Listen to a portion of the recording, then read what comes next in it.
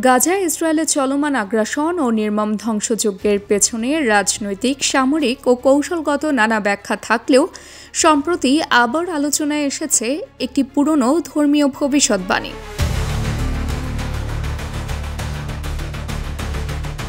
অষ্টম দশকের অভিশাপ।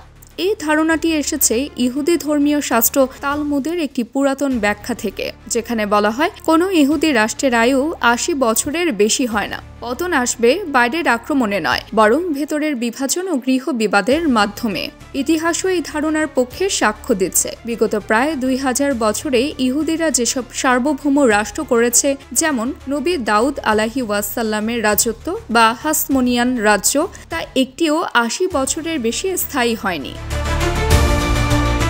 বর্তমান ইসরায়েল রাষ্ট্রের জন্ম ১৯৪৮ সালে, অর্থাৎ ২০২৮ সালে পূর্ণ হবে এই রাষ্ট্রের ৮০ বছর। এখন সেই সময়সীমা ঘনিয়ে আসতেই ইসরায়েলি সমাজ ও রাজনীতিতে বাড়ছে উদ্বেগ। অনেকেই প্রশ্ন তুলছেন, ইতিহাস কি এবারও নিজেকে পুনরাবৃত্তি করতে যাচ্ছে?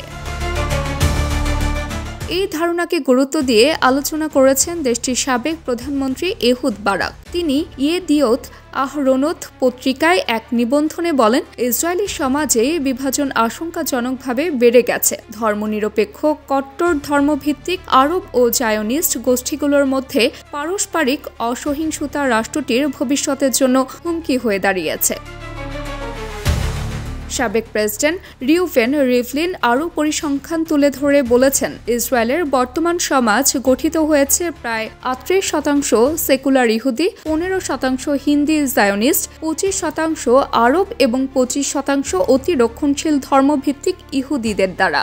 এই বৈচিত্র্য এখন একতা না এনে সংঘাতের কারণ হয়ে দাঁড়াচ্ছে, মন্তব্য করেন রিভলিন। এমনকি বর্তমান প্রধানমন্ত্রী বেনিয়ামিন নেতানিয়াহু ২০১৭ সালে হারেতজ পত্রিকায় একটি নিবন্ধনে লেখেন, ইসরায়েল রাষ্ট্রকে টিকিয়ে রাখতে হলে জাতিকে অভ্যন্তরীণ বিভাজন থেকে রক্ষা করতে হবে। অষ্টম দশকের অভিশাপ যাতে বাস্তবে পরিণত না হয়, সেটাই এখন বড় চ্যালেঞ্জ। তার সাম্প্রতিক নির্বাচনী প্রচারণাতেও উঠে আসে এই অভিশাপ প্রসঙ্গ। নেতানিয়াহু দাবি করেন, আমার নেতৃত্বাধীন সরকারি ইসরায়েলকে এই ভবিষ্যৎবাণীর ছায়া থেকে মুক্তি দিতে সক্ষম। রাজনৈতিক বিশ্লেষকরা বলছেন, অষ্টম দশকের অভিশাপ আসলে একটি ধর্মীয় ভাষ্য হলেও এটি রাজনৈতিক ও সামাজিক বাস্তবতার প্রতিচ্ছবিও হয়ে উঠেছে।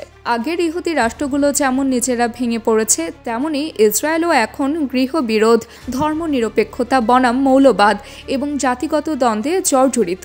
ফলে এই অভিশাপকে ধর্মীয় কুসংস্কার নয়, বরং একটি সতর্ক বার্তা হিসেবেই অনেকে দেখছেন।